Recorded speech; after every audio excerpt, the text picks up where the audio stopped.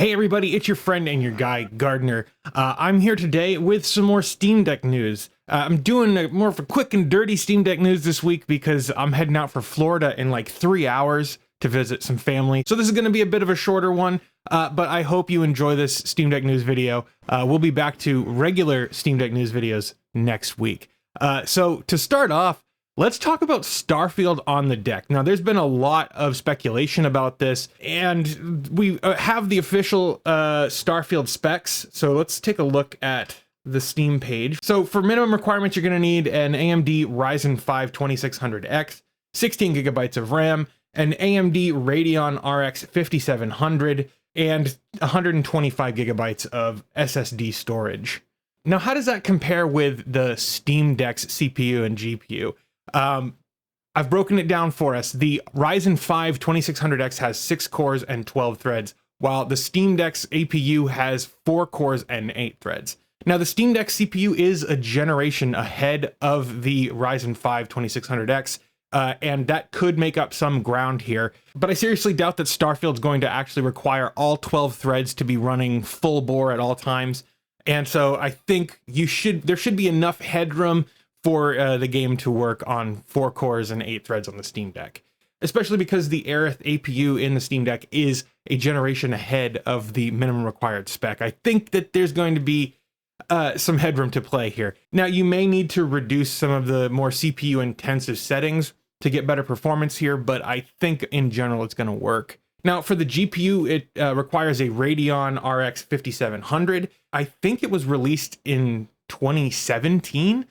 So that's like RDNA 1, right? The original RDNA architecture.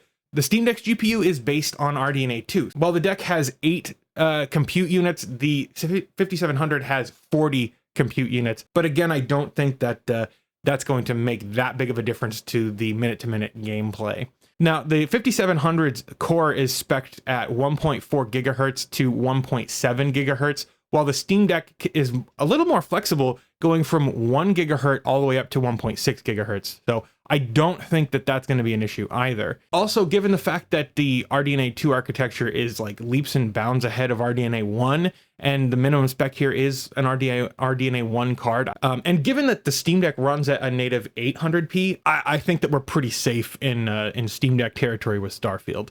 As for RAM, the minimum required RAM is 16 gigabytes. The Steam Deck has 16 gigabytes, so you might think that's a slam dunk, but actually this is one of the places where I'm the most concerned, because the 16 gigabytes in the Steam Deck is actually shared. Most of it is system RAM, but a portion of it is dedicated to the GPU because it's an actual APU. So that might be one of the biggest drawbacks here, but I'm not too worried about that either, since, games are pretty intelligent with their memory management, and SteamOS is, frankly, a much lighter operating system than something like Windows 10 or especially Windows 11. So if you're playing this on Windows, you might need 16 gigabytes of dedicated RAM, but it might be more like 14 gigabytes required for SteamOS. SteamOS is just a much lighter OS in general.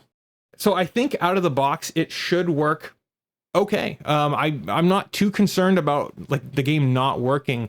There was a first patch released, which dropped for players who were playing on a pre-release or early access version of the game.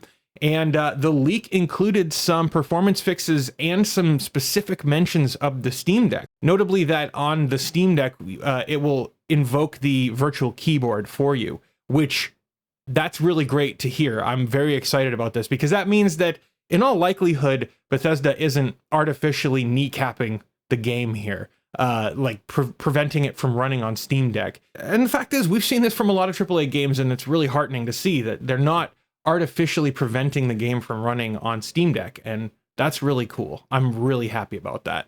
Are you excited about Starfield? Are you a Bethesda fan in general? Leave me a comment and let me know. I would love to hear your thoughts on this.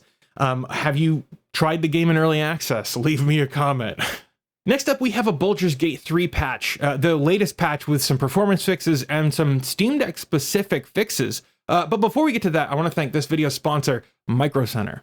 Micro Center is one of the largest consumer electronics retailers in the US. With over 30,000 products in stock, Micro Center has you covered for everything that you might need.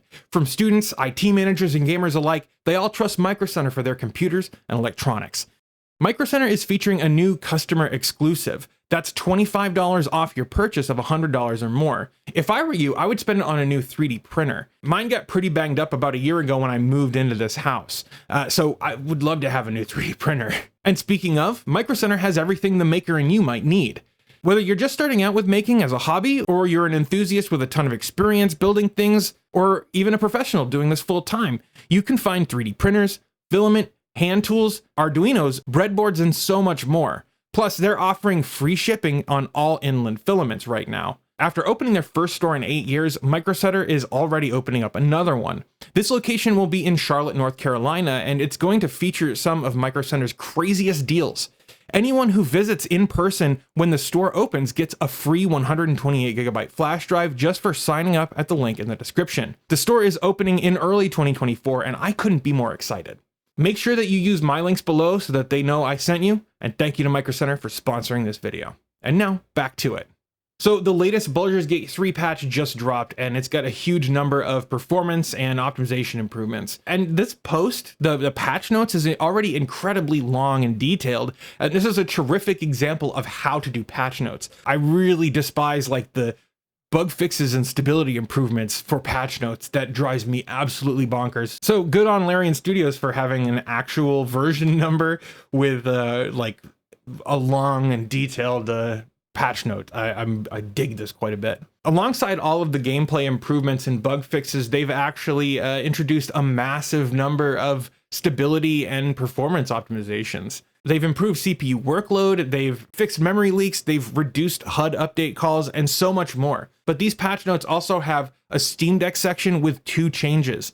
They've now reworked the default video options so that values are performed per platform, and the Steam Deck will now default to 16:9 aspect ratio, which I think is a little bit weird because the Steam Deck has a 16:10 aspect ratio, but you know, it's really not that big of a deal. It's only like a difference of 80 vertical pixels. I wonder if they meant 16:10, but I don't know. But the settings now also default to auto rotate camera with speed set to max, and this works better for a snappy handheld experience.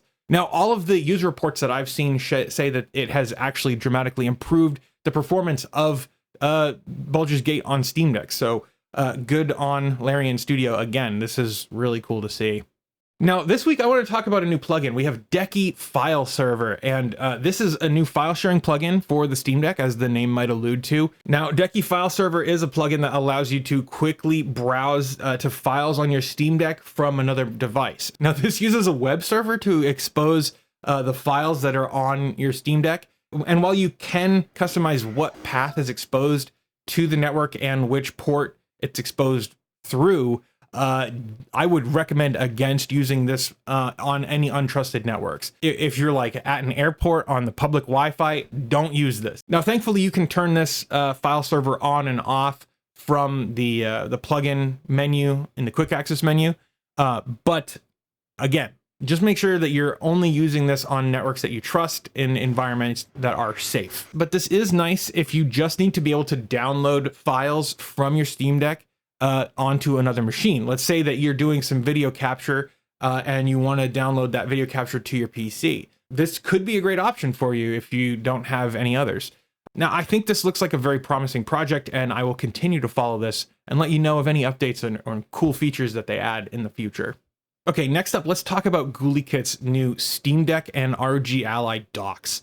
Now, I do want to disclose that Gulikit has sent me products to review free of charge in the past, just to put that out there. But I am kind of excited about this new design because I'm a huge fan of the Super Nintendo, and that's what this thing is designed to look like. So let's take a look at this. Now, Gulikit revealed these new updates on the platform formerly known as Twitter.